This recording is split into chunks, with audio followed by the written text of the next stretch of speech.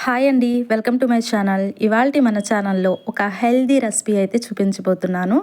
ఏంటి ఇది కొత్తగా ఉంది, కేక్ లాగా ఉంది అనుకుంటున్నారా? కాదండి, ఇది రాగి పిట్టు.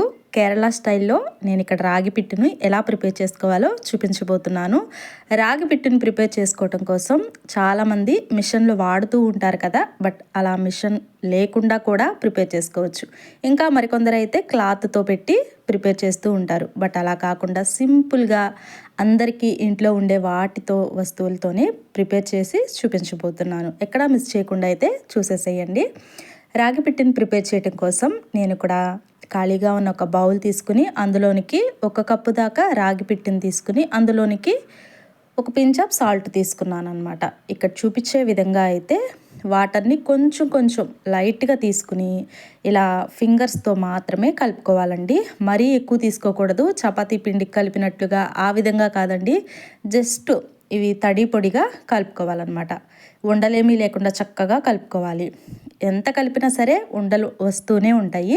బట్ అలా ఉండలేమీ లేకుండా ఇక్కడ నేను చూపిస్తున్నాను చూడండి. ఒక ప్లేట్ తీసుకుని జ్యూస్ వడపోసుకునే గరిటె ఉంటుంది కదండి, దాంతో అయితే నేను ఇక్కడ ఎక్కడ ఉండలేమీ లేకుండా ఈ విధంగా జల్లించుకుంటున్నాను. కంప్లీట్గా ఈ పిండి మొత్తం అయిపోయేంత వరకు ఈ విధంగా చేత్తోనైనా సరే ఇలా నొక్కిపెట్టి అనేసి జల్లించుకోవచ్చు. సో ఇదంతా చక్కగా ఈ విధంగా జల్లించుకున్న తర్వాత దీన్ని తీసి పక్కన పెట్టుకున్నాను. ఆ తర్వాత ఇక్కడ నేను చూపిస్తున్నాను చూడండి, ఇది కొబ్బరి పొడి అండి, పచ్చి కొబ్బరి పొడి. నేను దీని బ్యాక్ సైడ్ ఉన్న కొబ్బరి పొట్టుని తీసేసిన తర్వాత వైట్గా ఉన్న పార్ట్ని మాత్రమే మిక్స్ చేశాను. మీకు కావాలంటే మొత్తం మిక్స్ చేసుకోవచ్చు. కొబ్బరి తురిమితే కనుక ఏ విధంగా ఉంటుందో ఆ విధంగా మిక్స్ చేసుకుంటే సరిపోతుంది. మిక్స్ చేసి పెట్టుకున్న కొబ్బరి పొడిని ఇక్కడ నేను చూపించే గిన్నెలోనికి ఈ విధంగా యాడ్ చేసుకుంటున్నానండి. జస్ట్ ఈ విధంగా వేసుకుంటే సరిపోతుంది. మరీ అంతా నొక్కి పెట్టినట్లుగా వేయకూడదు. జస్ట్ ఈ విధంగా వేసేసిన తర్వాత ముందుగా ప్రిపేర్ చేసి పెట్టుకున్న రాగి పిండిని దీని మీదకైతే వేసేసుకోవాలి. ఇలా పిండి వేసుకున్నప్పుడు నొక్కి పెట్టి ఈ పిండిని అదమనేకూడదండి. ఇలా జస్ట్ నేను ఇక్కడ ఎలా వేస్తున్నానో ఆ విధంగా వేసుకుంటే సరిపోతుందన్నమాట. ఇక్కడ ఈ గిన్నెలోకి ఎంతవరకు సరిపోతుందో అంతవరకు మాత్రమే పిండిని తీసుకోండి. ఎగస్ట్రా ఉంటే కనుక వేరొక బౌల్లో ఇదే విధంగా ఇక్కడ ఎలా చూపిస్తున్నానో అదే విధంగా ప్రిపేర్ చేసుకోవడమే. ఇలా వేసిన తర్వాత మరొకసారి మిగిలిన కొబ్బరి పొడి మొత్తం దీని మీదకైతే యాడ్ చేసుకోవాలన్నమాట. సో ఇదంతా చక్కగా ఈ విధంగా ఈక్వల్గా ఈ విధంగా పరుచుకున్నట్లుగా కొబ్బరి పొడిని ఈ విధంగా వేసేసుకున్న తర్వాత మిగిలిన రాగి పిండిని కూడా దీని మీదకైతే వేసేసుకుంటున్నాను. నాకు కరెక్ట్గా ఈ బౌల్లో ఈ విధంగా కరెక్ట్గా సరిపోయిందండి. ఎందుకంటే నేను ఎక్కువగా ప్రిపేర్ చేస్తూనే ఉంటాను. బట్ నేను కొలతలతో కనుక తీసుకున్నాను. 1 కప్పు రాగి పిండికి 1 అరకప్పు కొబ్బరి పొడి అయితే సరిపోతుంది. ఈ విధంగా మొత్తం వేసేసుకోవాలన్నమాట. ఇలాగ మొత్తం వేసిన తర్వాత లాస్ట్లో ఫైనల్గా ఇక్కడ నేను చూపిస్తున్నాను చూడండి, ఇదంతా చక్కగా ఈ విధంగా ఈక్వల్గా సర్దేసేయండి. సర్ది పెట్టిన తర్వాత లాస్ట్లో జస్ట్ ఫింగర్తో ఇలా నొక్కి పెట్టినట్లుగా జస్ట్ అనండి. ఎక్కువగా అదిమేసేస్తే ఆవిరి అనేది ఇందులోకి పోకుండా సరిగా ఉడకకుండా ఉంటుందన్నమాట.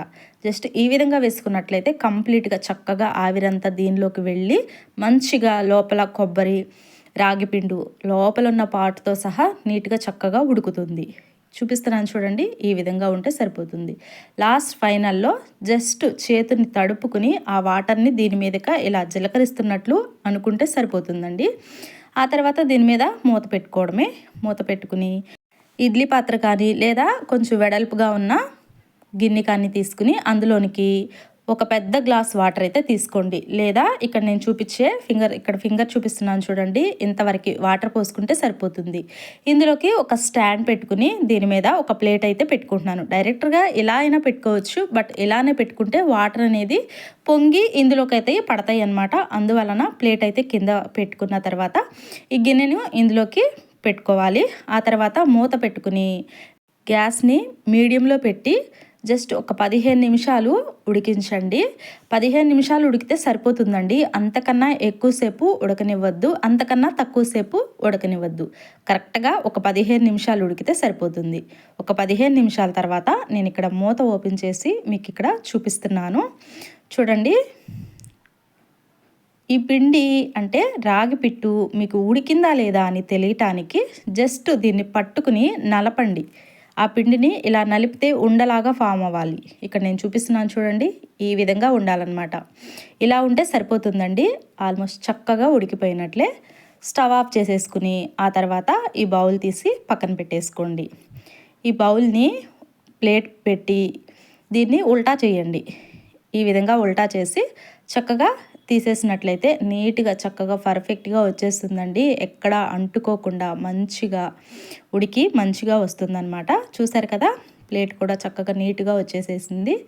చూసారు కదండి, అచ్చం కేక్ లాగా ఉంది కదా.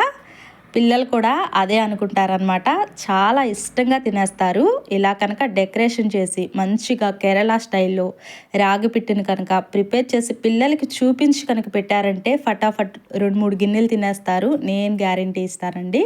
సో లేట్ చేయకుండా మీరు కూడా ఇదే విధంగా ఒకసారి అయితే ట్రై చేయండి. ట్రై చేసి టేస్ట్ ఎలా ఉందో మీరు కామెంట్ సెక్షన్లో కామెంట్ చేయటం అస్సలు మర్చిపోకండి. తప్పకుండా చేస్తారని అనుకుంటున్నాను. మరెందుకు ఆలస్యం, ఈ వీడియో మీకు నచ్చే ఉంటుంది అనుకుంటున్నాను. లైక్ చేయండి. పక్కనే ఉన్న బెల్ ఐకాన్ని క్లిక్ చేసినట్లయితే నేను పెట్టే వీడియోస్ అన్నీ మీకు నోటిఫికేషన్ ద్వారా అందుతూ ఉంటాయన్నమాట. సో మన ఛానల్ని ఇంకా సబ్స్క్రైబ్ చేసుకొని వాళ్ళు ఎవరైనా ఉంటే కనుక తప్పకుండా సబ్స్క్రైబ్ చేసుకోండి. నేను 1 కప్పు రాగి పిండిని తీసుకున్నాను, అరకప్పు కొబ్బరి పొడిని తీసుకున్నాను కాబట్టి ఇక్కడ 1 కప్పు దాకా బెల్లం పొడిని అయితే తీసుకుంటున్నాను. బెల్లాన్ని తురిమి తీసుకున్నాను అనమాట. బెల్లం గడ్డలుగా ఉంటుందన్నమాట. నలిపి వేసుకుంటే కనుక తురిమి తీసుకుంటే చక్కగా దీనిలో కలిసిపోతుంది. దీనిలోకి చక్కగా ఈ విధంగా బెల్లాన్ని కలిపి హ్యాపీగా ఒక గిన్నెలో వేసుకుని తింటే చాలా బాగుంటుంది. పిల్లలకి పెట్టేటప్పుడు కనుక నెయ్యి వేసి పెట్టండి, చాలా మంచిగా బలంగా ఉంటారనమాట. సో తప్పకుండా మీరు కూడా ట్రై చేయండి. Thank you for watching. Have a nice day.